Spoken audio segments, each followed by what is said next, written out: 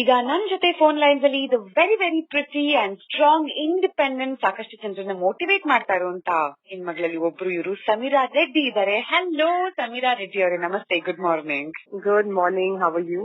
I'm good. How are you? With 2 kids, how are you? First of all, a big shout out to all your listeners, telling them we are really all in this together. I will say one thing, that if anybody is feeling bad about the situation, please understand that everyone, Prime Minister to anybody over there, everyone is really struggling to get through this. So nobody should feel bad about this. We should all be together. Absolutely. Very, very rightly said. And we are in 2020. New industry ke debut mari. It's been 18 years. Had you got this kind of break ever? Yes. When I had my first child, I actually took a lot of time away from the industry and away from the crazy life that I had, because honestly, I was very, very, very busy that time. I was doing so many. I was doing, Kannada, Telugu, Tamil, Malayalam, Bengali. I was doing so many different films that I worked continuously for 15 years. So I did take that time, and frankly, thank God I took it, because today I can handle it because I took that time. If it happened to me in the peak of my career, I think I would have gone crazy. But then, nevertheless, you're keeping yourself so busy and you're inspiring millions of them through your Instagram and especially for any mothers out there, and I say this, everybody asks me, how are you managing? I'm like, how is everybody else also managing? Correct. So we all are like finding it hard with the kids, keeping, our kids busy, keeping the sanity. And not only that, you're stuck in the house with the people who you really love, but love them for 24 hours a day, for longer than 21 days, when everybody gets on each other's nerves also. True. But to be on a positive note, I have never spent so much time with my husband since we got married. Oh my God. And that is one thing I keep telling him. I'm like, look, you're a workaholic. Now finally I get to spend some time with you. 2 more weeks to go. And also, we know that your mother is from Karnataka, right? Yes. Nakshatra anta aur hestu. Do you frequently listen to some Kannada conversation at home? My mother actually thinks talks counts in Kannada. Wow. She is from a Kannada medium school. But, it's how they say, jack of all trades, master of none.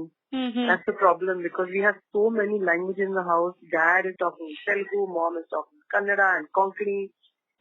We have Marathi, Hindi, too many languages everywhere, so I didn't pick up much. Okay.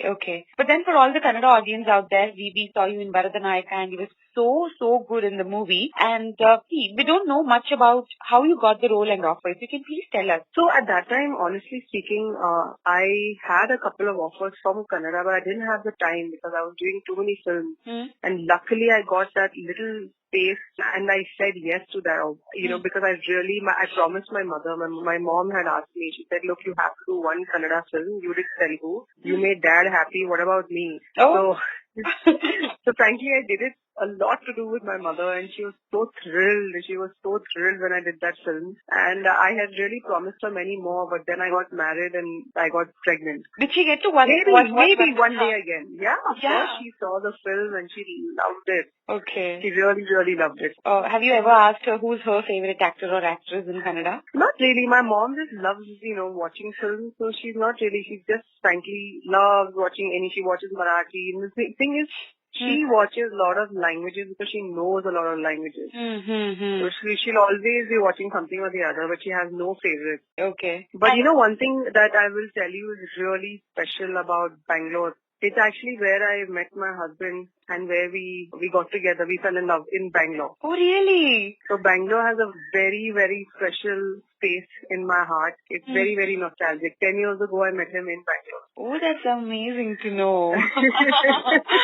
Also, you've always kept telling that your glam quotient was low till 19 and suddenly you become this hottest actress in town and now being a mother of 2. You're in no hurry to come back to shape because you're taking it slowly, and it's so inspiring for all of us because nowadays the pressure is more from outside and from within. So since you motivate so many women and so many people, do you at times feel low or need motivation yourself? So I'll tell you one thing. I feel low every day. Okay. And that is one of the biggest reasons I always say you have to work on feeling absolutely calm and absolutely grounded and rooted. Someone says, oh, I feel positive. Is it just that you're saying it, or is it that you're really going into your heart and really, really feeling the fact that you're really okay? So there are two different mindsets, and I always say to get that actual happiness mindset and positive mindset, you have to wake up being very honest about the things that you are feeling bad about, to be okay with it. For example, the lockdown. And many people are constantly saying, hey, let's be positive. And I say, listen to me. First, let's actually have a good cry about the fact that this is a really extraordinary,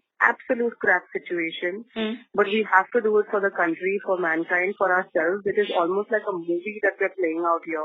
So it's okay to be really upset about it. Once you're done being upset and you're understanding that these are emotions which are in your heart, then you become positive and say, hey, now what can I do in this time I'm getting? But you can't just say everything's wonderful and beautiful. Correct. So of course, every day I wake up and I do feel somewhere, oh, I wish I could work out more. I wish I could get that full night's sleep because my daughter wakes me up so much. But you know what? I need to be happy right now. And that's where I say happiness is only defined by you. And even for that body, you want that sexy body, you don't have to be miserable till you get there. You can be cool till you get there and you have to be happy now and happy then also. So nice. And see, since a lot of women look up to you, let me ask you, whom do you look up to in life? You know, actually, I would say that's changed a lot. I was very ambitious about 6 years ago, and all my role models were very business-like, people who made a lot of money, people who achieved a lot of fame, sexy bodies, you know, all these kind of things. That's all changed today. It's spiritually shifted. I adore people who absolutely are fearless when it comes to speaking what's real. So I would say that my icons have changed. For everyone who struggles with weight issues and when you think nothing can motivate them, can you give them 3 simple steps or tips or tricks which can help them lose weight, keep moving, and which can motivate them? Okay, so number one is, I say this all the time, people who put on weight, they have a lot of self-loathing. So the worst thing they can do is they do not look in the mirror at all. When you look in the mirror, you remind yourself about how bad you're feeling. I say take that head on. After a shower, actually look at your body, and there's no shame in it. Look at it, look at every part of your body and talk to your body and say it's okay. Because your body is a healthy body and you're going to get to where you want. But don't loathe yourself. That is number one, the worst thing you can do. So that's definitely the biggest thing, I always tell everyone. Second is emotional eating. We all emotionally eat. I can tell you when this lockdown happened, I attacked all the Snickers bar in the fridge.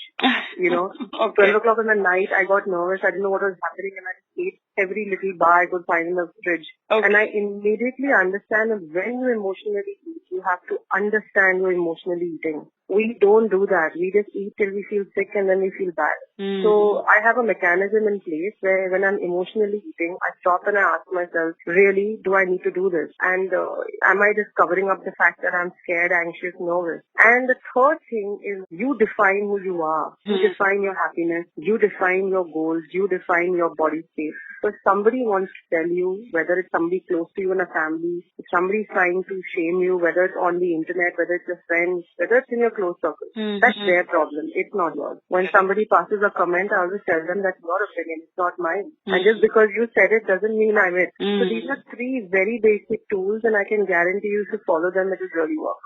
Wow. That's really motivating. And since we all, binge eat, especially at this time, 21-day lockdown, what is your favorite cheat meal or food which you can actually binge eat? Well, I eat a lot of dry fruit. So every time I get very, very stressed and I need I'll be very honest, I have a very big sweet tooth. I actually grab a bunch of raisins or, dried figs or something sweet like that. And the trick is never to mix nuts and dry fruits. Because when you mix nuts and dry fruits, you end up eating a lot more because the salty nuts cut the sweet taste. Finally, can we expect Sameera Reddy in movies by 2021 or is it too early? Well, to be very honest, I'm an extremely dedicated mother. And for now, I just go with the flow. I will definitely start with something much easier like a web series. Digitally, I think the space has really changed.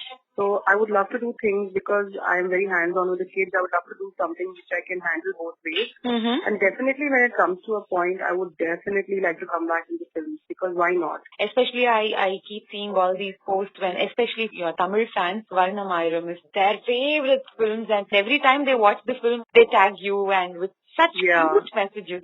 It's beautiful. I'm telling you, I actually at one point told my husband, I said, if we get M as a letter, I said, I think I'm going to think of naming my daughter Meghna. And my husband said, why? But my husband hasn't seen one of my Oh. So he said, but her name, the letter came as N. Oh. But I had told him, I said, look, if you get M, I said, you're looking at me naming my child Meghna because I promised all my Varna fans I would. But her letter came N, so we named her Naira. Thank you so much, Sameera Reddy or Nam Jote Matadi. Just one message for all your fans who are listening. The biggest message I can give to anybody listening to me right now is please understand that we really are all in this together. And the best thing you can do right now is take this time for yourself, inspire yourself, learn a language, do something that makes you happy because there are people out there fighting for you. There are doctors, there are personnel, there are all these people that are out there making sure you're going to be okay. So do not waste this time. Give it your best. You owe it to yourself and to them. Love you guys.